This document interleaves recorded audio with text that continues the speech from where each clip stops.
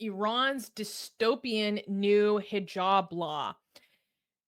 Iran's controversial new hijab and chastity bill has sparked widespread outrage, introducing harsh penalties for those who defy the Islamic Republic's strict dress code.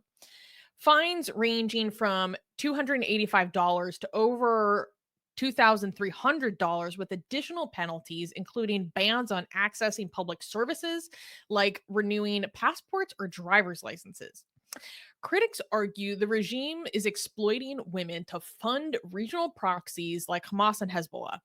Adding fuel to the fire, the bill controversially allows for volunteer groups, including Afghan citizens inside Iran, to enforce the dress codes on Iranian women, prompting backlash against perceived racial discrimination.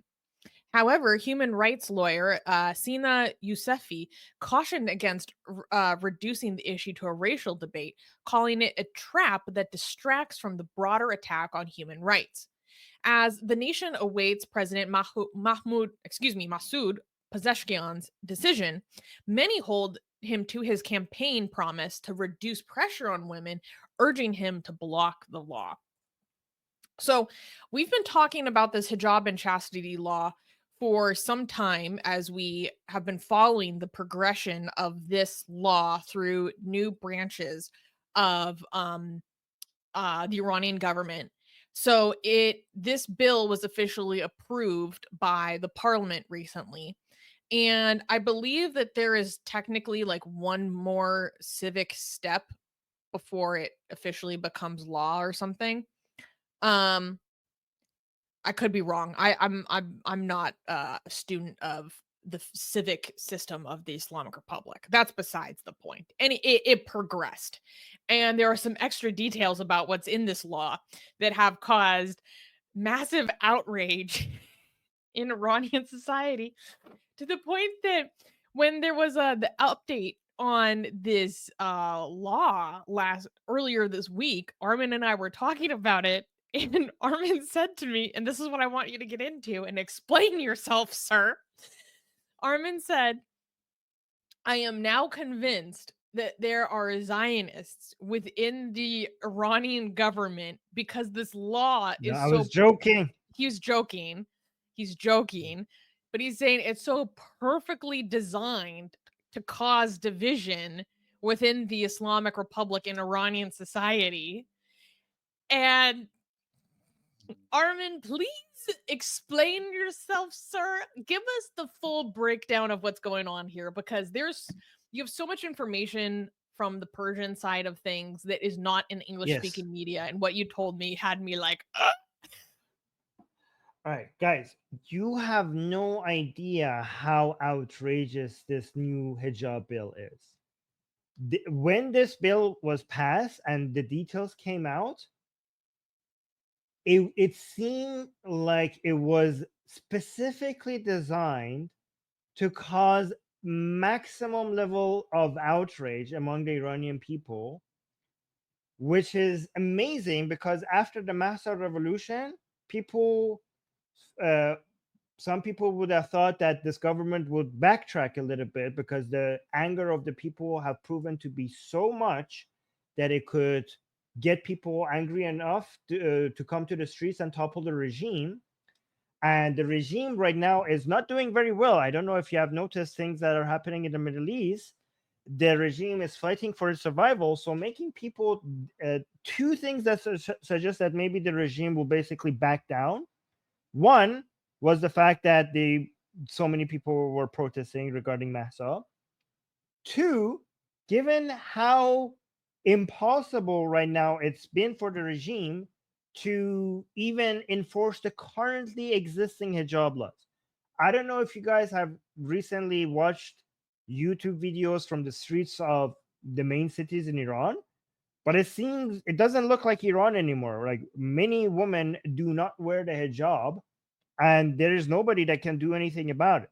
So the lack of enforcement ability and the fear of the government from the people and the weakness of the government given what's happening around the region would suggest that maybe the right thing to do is to back down a bit.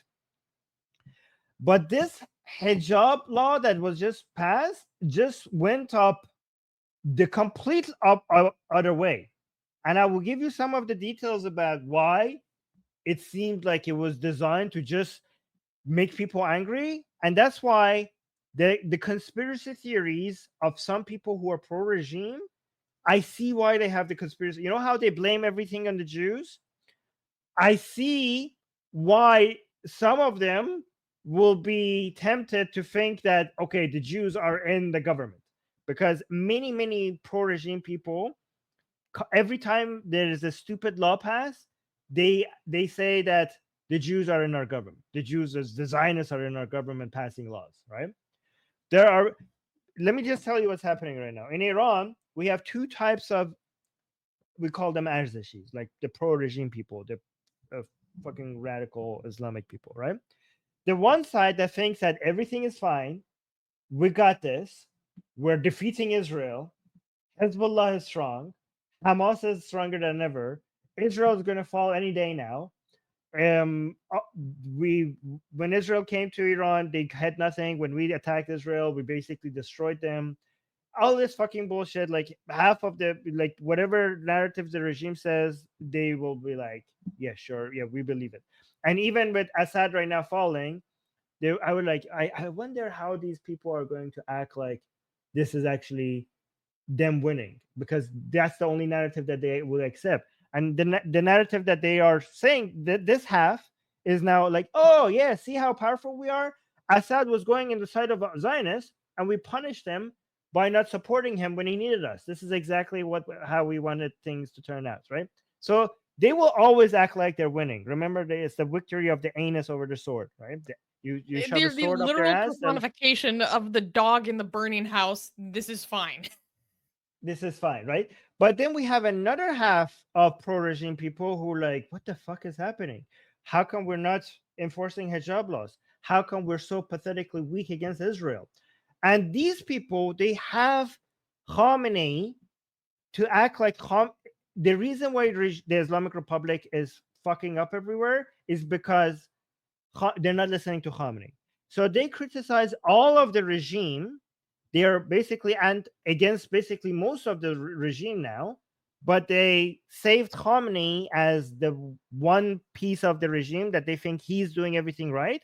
The regime is just not listening to him, and they act like the rest of the regime has been infiltrated by Zionists, right? And the parliament is filled with Zionists and everything. The Zionists are everywhere, and they are basically everything wrong that you see is because Zionists are passing laws. So some of them are now out there and like, okay, this is a Zionist law. This is the Zionists passed this hijab law in Iran. And I see why they might say that, because the line by line, this law has been written in a way that seems to be like wanting a revolution, to start a revolution. You have no idea the level of anger right now in Iran because of this law. And I will tell you some of the parts that pisses people off so much. And I'll tell you which one is the worst part, right? First of all, some of the punishments for not wearing hijab properly is higher than killing your own child right now in Iran. Iran is famous for letting people get away with killing their own child by having very low punishments for it, because you technically own your own kid. So especially if it's a girl, so the punishments are insanely low for killing, for example, your own daughter. And now the hijab laws make the punishment uh, more, like, actually to the same level than when killing your child. So some people saw that comparison, which was insane. Some things now, all the cameras are, the regime is in the service of the regime to use for hijab enforcement. And some people are suggesting that the hijab is now an excuse for more of a making every street more into a police state. You know, more basically more eyes everywhere to watch everything, not just the hijab. One new thing that this hijab law has is that people who serve non-hijabi women are being aggressively punished now.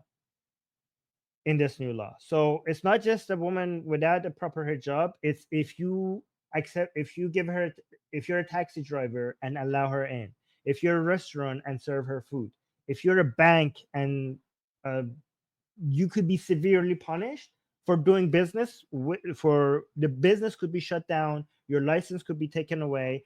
And the reason why this is pissing off a lot of people is because people are suffering economically right now in Iran very.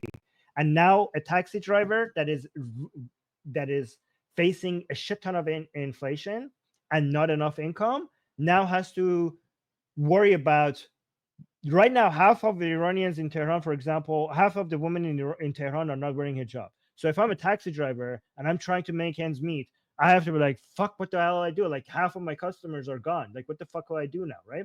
And they're also, by the way, explaining hijabs for men as well. Like they have been very specific about what the hijab means for men as well. So that's included. So I have to worry about serving men as well.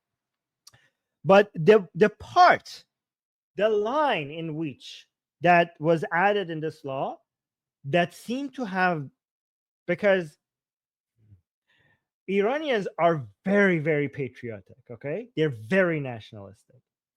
And even the secular Iranians still have some honor culture left into them, right?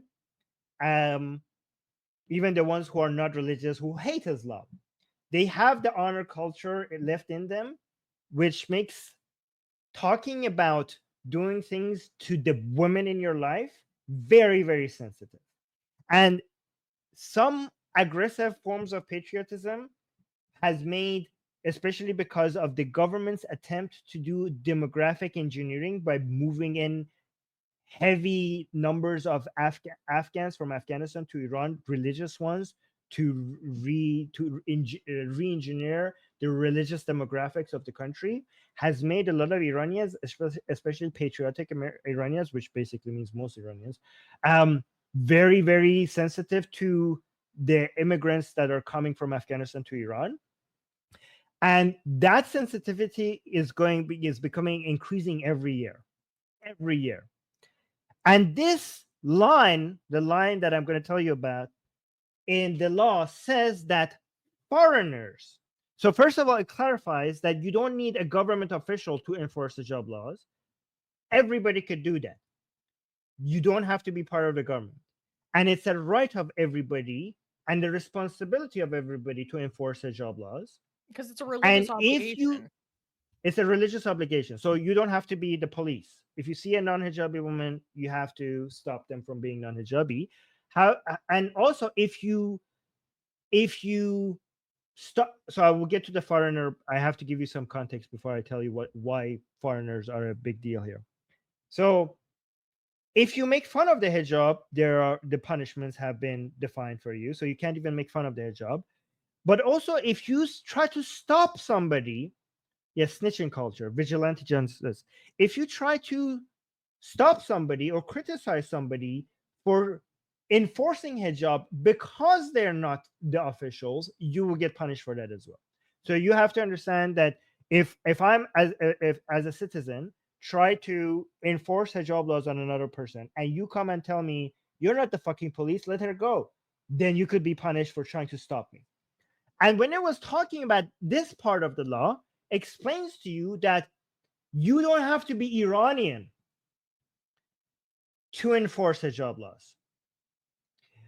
This part got so much attention because Iranians are now convinced that the government is bringing Pakistanis and Afghanistanis into Iran to make Iran more Islamic. And now this law is saying that these people can enforce hijab laws.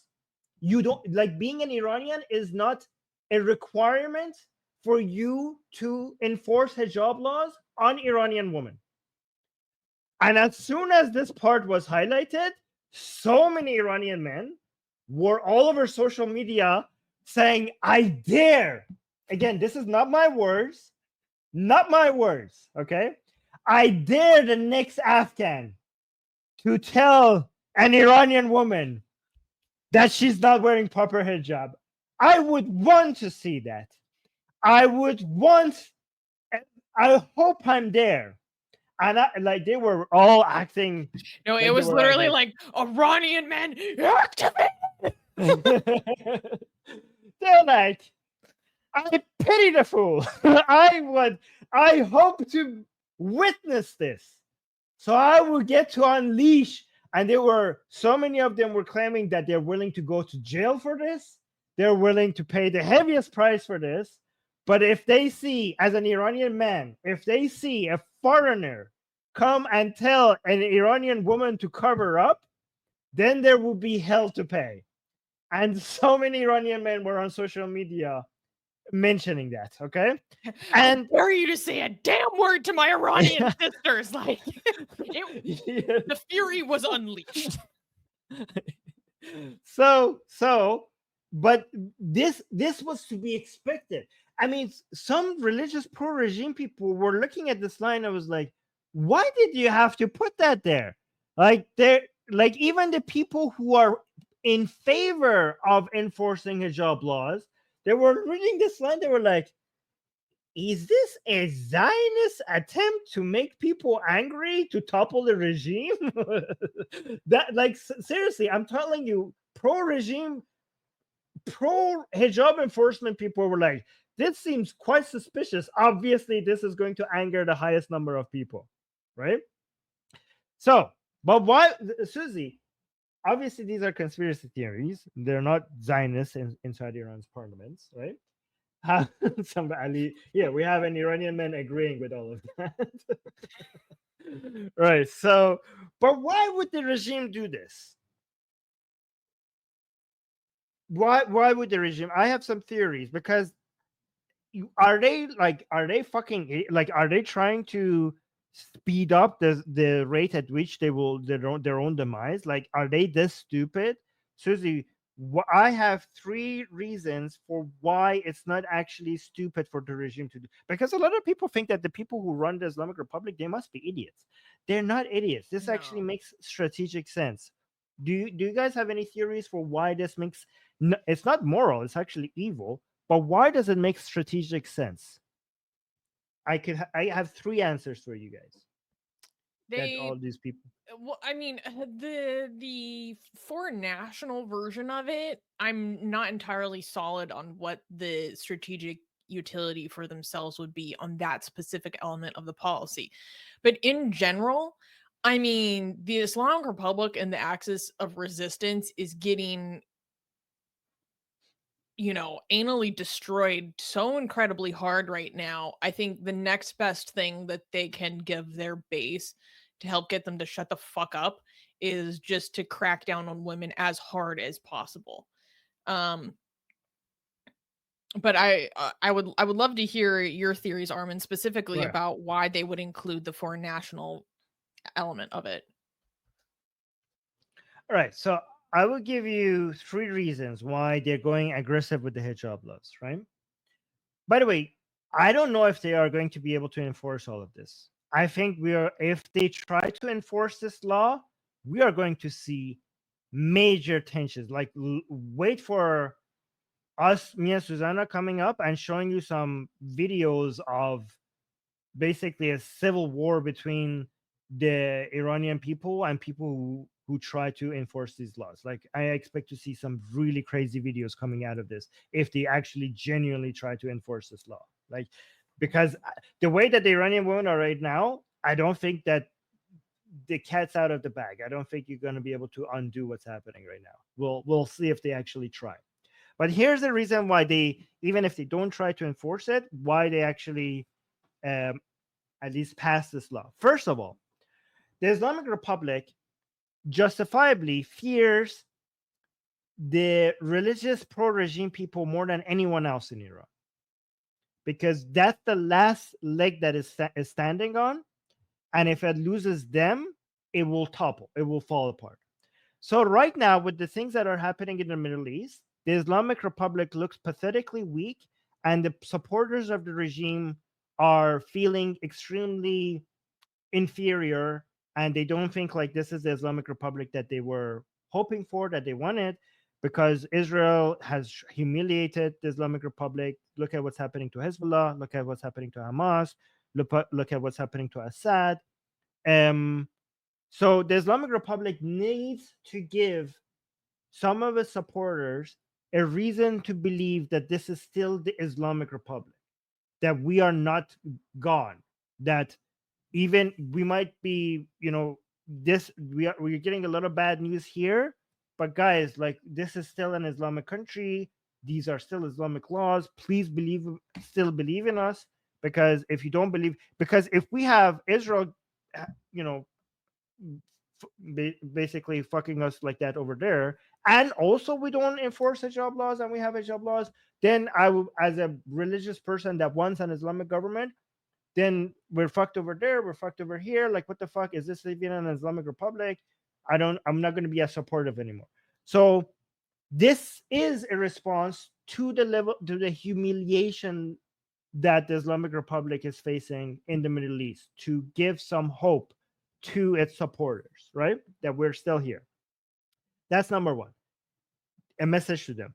Another message is to the Barandos people, the secular liberal people who are hoping that one day they could topple the regime. The regime might fear that these people might feel encouraged that now it's the time to hit, because the regime is weak, given that everything that is happening in the region, given how they're losing all of their everything that they invested in the past 40 years.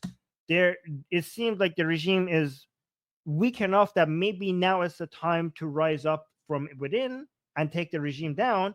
The regime wants to send them a message that, look, I might be weak against Israel, but I'm not weak against you. Like, I can still bite. I am, I am still more powerful than you. So it's a reminder to the Iranian people that I have power over you, even if I don't have power in the region. So that is a signal to the people. Another reason why the law is this aggressive is to make it extra aggressive and then tone it down, so that the toned down version doesn't seem as bad. So basically, um, maybe telling you that I'm gonna fuck you with a sword, and then I eventually tell you that no, I'm gonna fuck you with a stick instead, right? So the stick looks relatively. So if I just came and told you that I'm gonna shove a stick up your ass, you might have not been happy. But if I said I'm gonna do it with a sword at the beginning, now I tell you that it's with the stick, you might accept the stick more, because now relative to the sword, it doesn't look that bad. So basically, what I'm saying is that the stick might be Khamenei's son.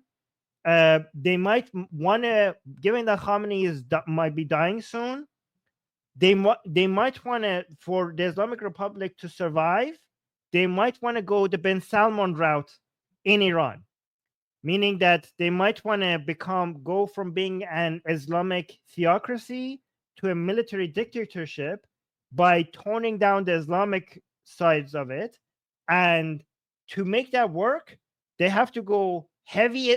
This is a theory that hasn't been proven to be true or not, but it's a theory, it's a working theory, that maybe the Islamic Republic wants to increase the Islamization dose, so that when they eventually go the Ben Salman route and become it looks it looks very pleasant compared to what was there just before it. So when they are going to bring Khamenei's son, Mujtaba Khamenei, he would act more like a Ben Salman, but before it, you were being fucked so badly that you would welcome anything. So because selling Mujtaba Khamenei is going to be a hard sell to the Iranian people. But if you make their lives really, really hard, then Mujtaba Khamenei doing anything that is not that might be welcomed. That's how they might sell him as well. You saw how hard things were when we were in charge. Well, this guy is going to stop fucking you. So, like, yay! Isn't that great? Let's clap for Mujtaba Khamenei. So that might be a strategy that they're playing as well. So these are the three reasons. That is, thank you for the analysis, Armin. I mean, Yeah. my God. My God. It's going to be very interesting to see. But correct me if I'm wrong, but didn't Pezeshkian come on analogies, please? Didn't Pezeshkian come out and criticize this law and basically say that it's impossible to Yes. enforce? Yeah, Pezeshkian is a nobody that can't do anything. He's irrelevant. He's there. The point of Pezeshkian is to, for the 10% or less than the 8% remaining support for the regime, he was selected as the president so that, because Khamenei recognized that things are going to become bad economically and also in the region, so we need a reformer president so that people don't blame the hardliners for what's happening. So Pezeshkian is just there so that, you know how I told you that many people who support the regime, they blame the regime for, but not Khamenei. They wanted to make sure that a so-called reformist government is in power. So when shit hits the fan, the hardliners don't get blamed for it. So Pezeshkian is just there to take the blame away from Khamenei and carry the blame for Khamenei. That was his entire point. He has no power. He has no role. He's just there to save Khamenei from the blames of the Nice economic little hardship that is coming. scapegoat. Yes, scapegoat. Be a good exactly. little scapegoat. Mm. Okay, so let's go through the comments that Yes, D Kenny, found. he's the cover guy. Exactly. He knows, but the problem is that he doesn't have a filter. So many of the things that he says, sometimes he says that I'm just here for the cover guy. He's like, I wasn't He even trying admits a to be lot the of president. stuff about like He admits, that he's not yeah, supposed he's to like, say. he was like, I wasn't supposed to be the president. They just brought me and made me the president. I don't Oh, even he know how says it out happened. loud I that was he was just, like handpicked, yeah, like that. Basically, the whole thing was rigged. I'm like, yeah. you're not gonna You're not pretend supposed to say anymore, that. okay? Yeah, and he says like, I don't have any roles to play, and he said like, I have no power. Khamenei, I just have to do the thing that Khamenei tells me. Like he says the quiet No part one, out loud. for people that don't know, that's unprecedented. You don't Yeah. say that out loud. Yes, yes, yes. But actually, it's working. Here's the funny thing. I was like, why are you saying all this out loud? Like, wouldn't that ruin the game? It's actually helping the game because the hardliners who want to blame Pezeshkian for everything, they're saying like, oh, he's fucking our economy and he wants to act like it's Khamenei's fault. How, like, that's, so it's working actually. Like, oh my God, the evil motherfucker. He's like fucking everything. Raisi was saving our economy and he's not fucking our economy. And he says like, no, like he's just trying to blame Khamenei for everything. That's why he's saying all of this. So actually his honestly makes him look more like a demon to the hardliners. Anyways, I mean, talking that's about too much level of the detail. successes Yeah. of Raisi, it shows how Yeah. bleak things are. Oh my God. Yeah, guys, right now, guys, remember, the Iran has the highest level of gas. I think the second in the world when it comes to gas, and I think fourth in oil. And Iran right now doesn't have electricity enough for its own people. We have power outages in a country. Do you understand how fucked up you have to be? This, if you want to blame the sanctions, fuck you. You have a country that is sitting on this much oil and gas. There's no level of sanctions that could justify you cutting electricity power outages in a country that is sitting on this much oil and gas is insane. It's fucking insane. But we have power outages. We have power outages in Iran, and and now the hardliners are like, we didn't have power outages when Raisi was in charge. That's why you killed him, because you wanted to make sure that you are blaming a reformer. Anyways, I'm not gonna. Ay.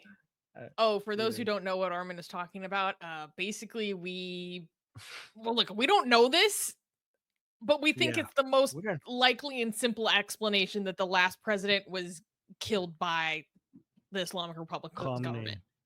Yeah. Yeah. They took his helicopter and they ran it into a mountain. Yeah, like, we cannot have, because guys, the revolution might be incoming. Because remember in the 98 revolution, 98 in Iranian calendar, not in the Gregorian calendar. I don't know how many years ago that would be.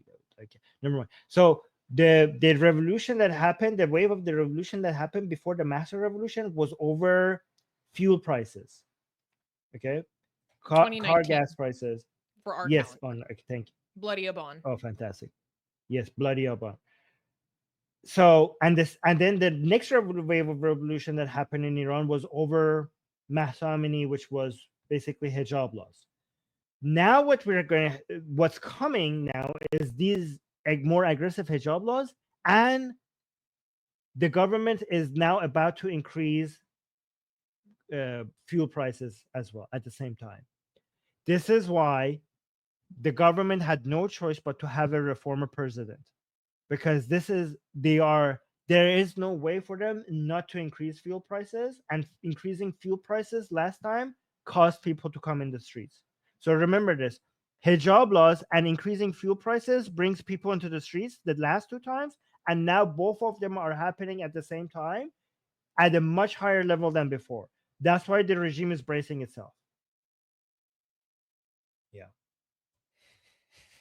Guys, I don't know if people know how different the world looks than it did just 90 days ago, let alone a decade ago. This is insane. Yes. Yeah. I don't know what's going to You- happen within the next 5 years.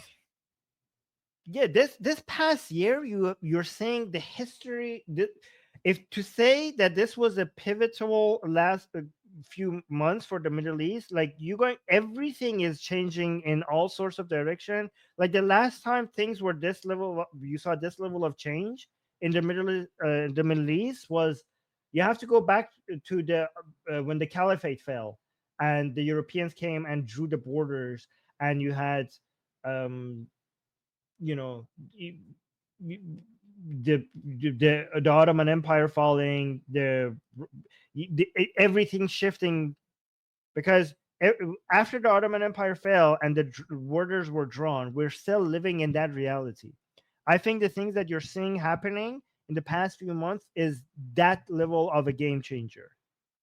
That's how things are changing in the Middle East right now, and you're witnessing it. It's a Yeah. wild time to be alive. Yeah. So wait, let's go through the comments that D found. Comments. Our lovely, Yeah. lovely best editor D does great work for us. No, scroll down to the next one. That's just like showing the news item. So this person was responding to the announcement of this, saying, "The chastity and hijab law is not about faith, it's about control and fear. It's time for the world to unite and demand an end to demand an end to these draconian measures." Yes, sure, but I want to point out No. something. It's hashtag we support MEK. Okay. Guys, if you What the see fuck? someone who's talking about MEK, this is part of a group that is a terrorist opposition movement working outside the borders of Iran.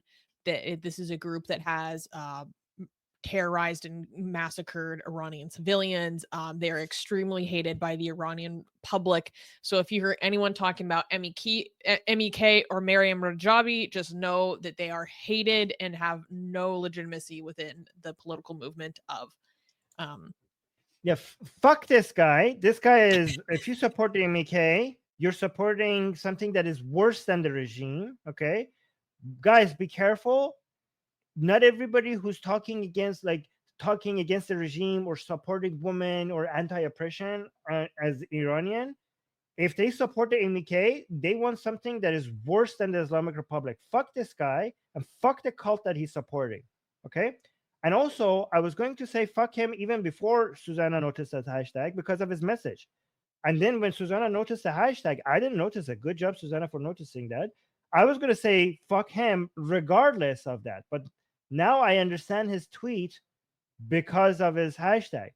Susanna, why do you think I'm going to say fuck you to this guy even without him supporting the MEK?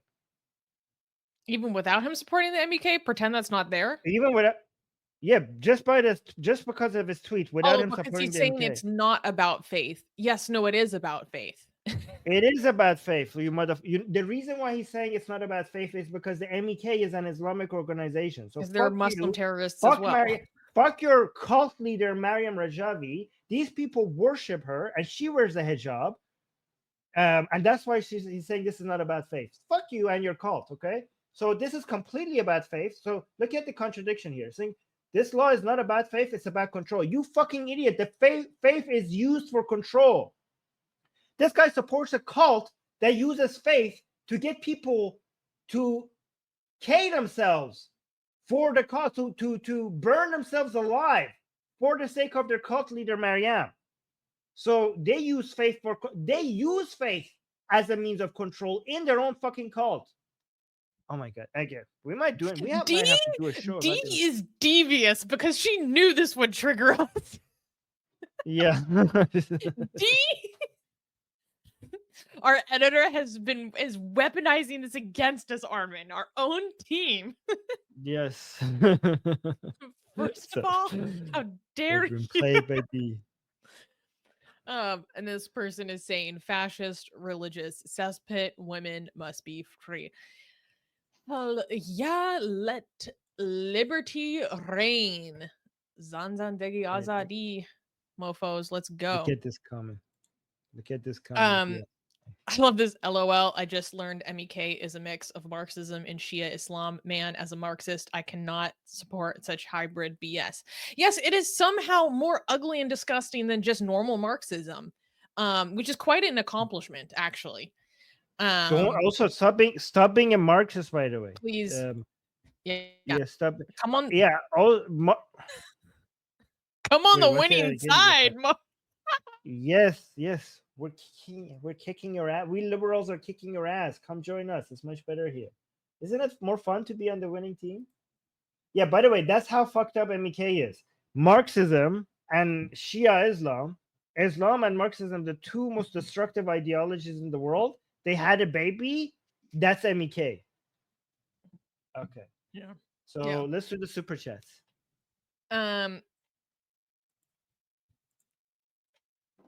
Dan gave another super chat. So this is hearkening back to his previous super chats earlier, saying Muslims in Bollywood are actually a good example of what liberal nominal Muslims who are totally assimilated into to their host society look like. Yeah, I see no problem with it. You know, Muslims again. Muslims can assimilate. Islam can't. Remember that. Muslims who move away from Islam assimilate. GJ gave a super chat saying, Susanna, the Amsterdam district attorney has literally stated the 45 suspects have no intent to scare or threaten Amsterdam Jewish community, blatant fear of appearing Islamophobic, just like the UK versus grooming. This is bleak. He continued, I won't email you or Discord. I'm 100% disabled, severe chronic pain sufferer. I use capitals for better legibility and ergonomics with emphasis. Free speech. Well, shoot. Okay. If you have, I would really enjoy some like good sources in Dutch. That's why, because I want to cover that well, because I'm actually very interested in covering this. So I will attempt to go research this myself. If there are other people who have knowledge about it, please tell us on Discord. But in terms of you being a severe chronic pain sufferer, GJ, I want to tell you that you're a freaking warrior, okay? As someone who also suffers from chronic pain, this is what I think about all the time. People that suffer from chronic pain do not get enough celebration because it's horrible. So, mad respect for you. You're a warrior. Okay. I appreciate you for that and what you go through because it's not recognized enough. If you guys know anyone else that suffers from chronic pain, if you suffer from chronic pain, go tell that person that you know that they're a freaking warrior because you have no idea what it's like. Or you're lucky if you don't know. Dan gave a super chat saying, can a Shia convert to Sunnism within Islam? Excuse me, within Iran? Can a Sunni and Shias intermarry? There are Iranian mullahs who are worried about increasing Sunni population. Armin, what is your insight on this? That's very interesting. My guess is that no, you can't. but technically the laws are for leaving Islam, not for leaving Shia Islam. Let me see. I have to look that up. What was the second part? Are they allowed to intermarry? There are Iranian mullahs who are worried about increasing Sunni population. Also, yes, Sunni and Shia can intermarry, but I have to find the first one to the laws.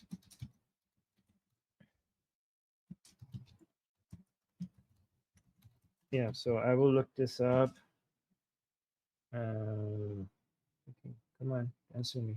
No, they do not allow it.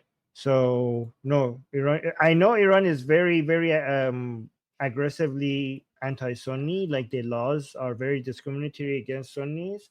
So I just looked this up. So no, the Iranian laws do not permit Shias to convert to Sunni Islam or any other religion.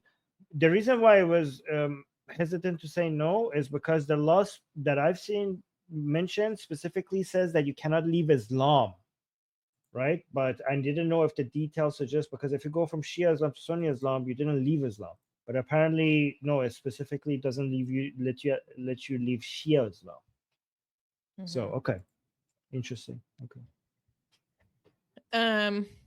Okay. Oh, Kenny. Thank you, Kenny. Kenny is one of our best Thank you. volunteers. He just gifted 5 Atheist Republic memberships. That's amazing. And that is a great reminder to everyone that one of the best ways to support the show is to become a member of the YouTube channel. You get access to our members only content and also our cute little emojis.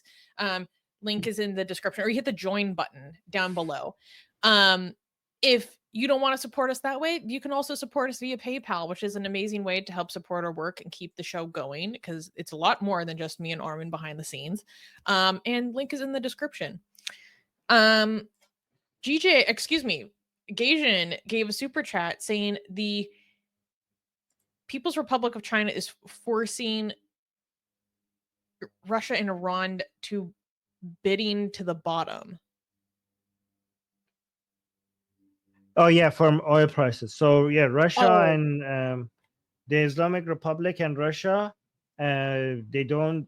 A lot of people think they're allies. They're actually, they have a lot of tension against each other, and one of the main sources of tension is which one can sell, because they're both sanctioned. So and their main customer, or technically only customer for their oil and gas, is now China, and China is loving it because given the sanctions, they don't have any other customers, so they have to sell it very low. But because there are 2 countries under sanctions that don't have any other customers in China, so both of them have to lower the price relative to the other one to be able to get China to buy from them. And basically, PRC is loving this, and Iran and Russia are kind of hating each other because each one is trying to undercut the other one.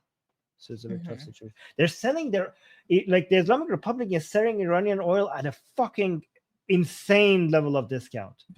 It's so cheap. It's like they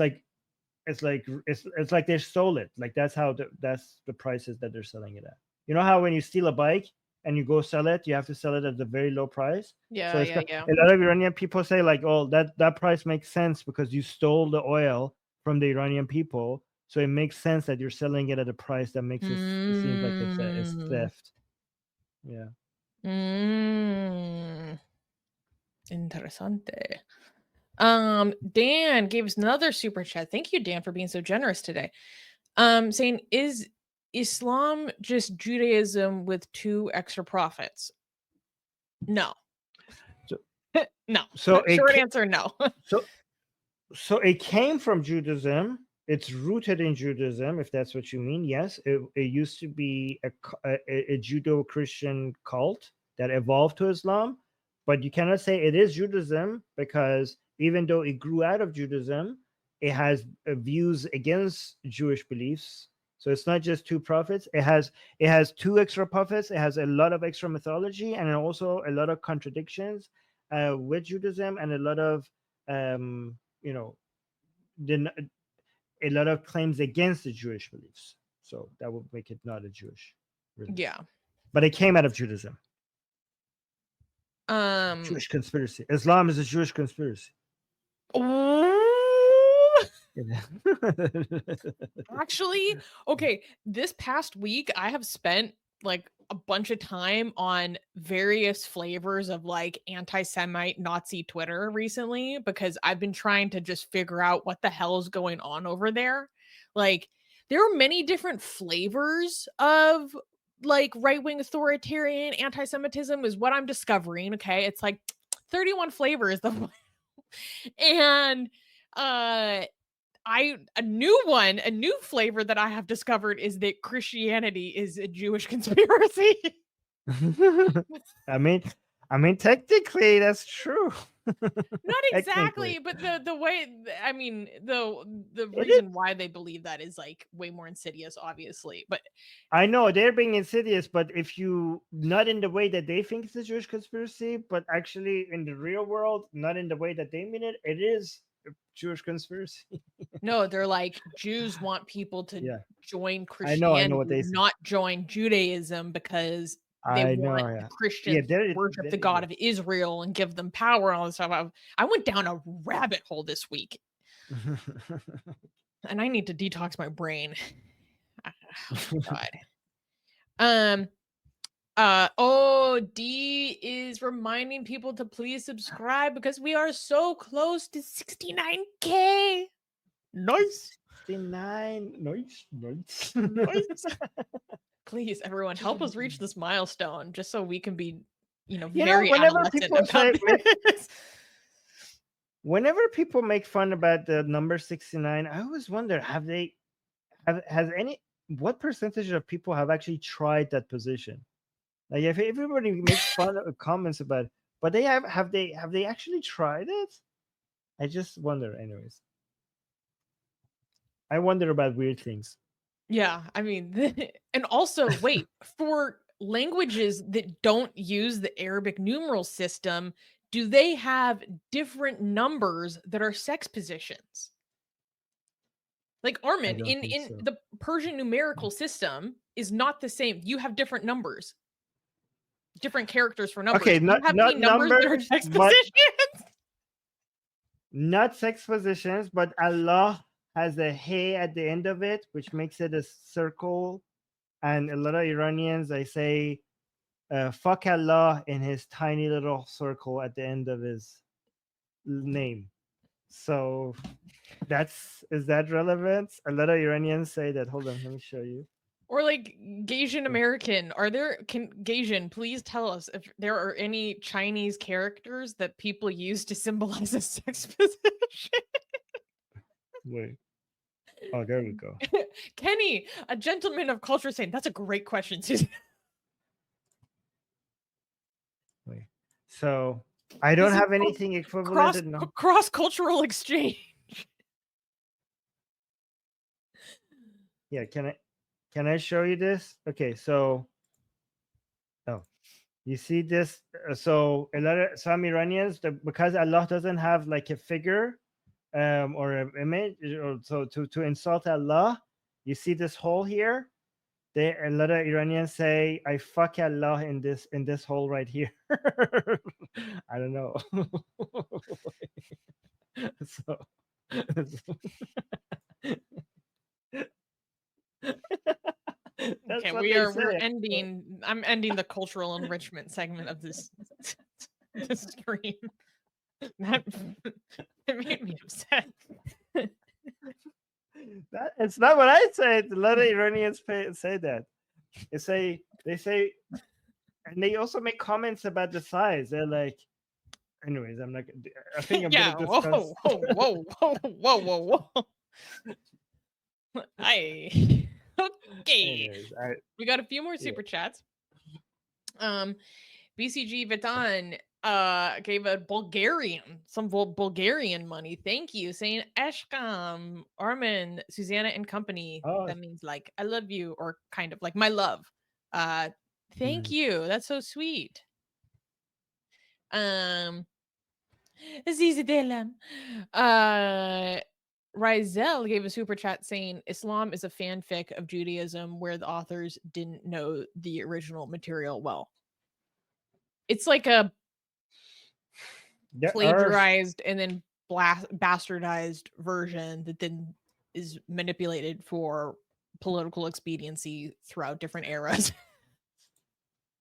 There are verses in the Quran that suggest that Muhammad confused, or not Muhammad, whoever wrote the Quran, confused the Torah and the Talmud with each other. No. And finally, GJ gave a super chat saying, I will give you one more super chat because Max Verstappen got his 4th straight F1 title, and Brico Verhoeven yesterday won his 12th straight world heavyweight kickboxing title in 10 years. Good night. Well, Good night. congratulations. Congratulations to the Dutch people. Dan gave a super chat saying that anal sex is banned in Islam. You go directly to hell. Sorry. No, what are you talking about? There's a specific verse in the Quran that says that your women are like your fields and you could enter them in any way that you want. And a lot of the tafsir on that Quranic verse makes it clear that this is anal. We have an anal sex Quranic verse. We have a stream about this. Yes. We have a members only stream. God is specifically saying that if you have a field, nobody will tell you to go into your field this way and not that way. It's your field, so you could enter it in every direction that you want. So because women are like your fields, you could enter it in any way that you want. A lot of the tafsir says that this is about anal sex. So you can have anal sex with your wife, Islamically. And also anal jihad. We also did a stream. I'm not making, but guys, this is, I know a lot of you think like I'm always like talking about this stuff. This is, it's not my problem. This is what I'm reporting. This is not a joke. This is the tafsir of this Quranic verse. It's there. Like, I'm not making this shit up. Oh, we got another super chat. Dan gave a super chat saying Quran makes Jesus and Alexander the Great into Muslims. It seems, well, technically it makes everyone Muslims. We're all born Muslim. We just forget it. We're corrupted. That's why we're called, if someone joins Islam, they're called a revert.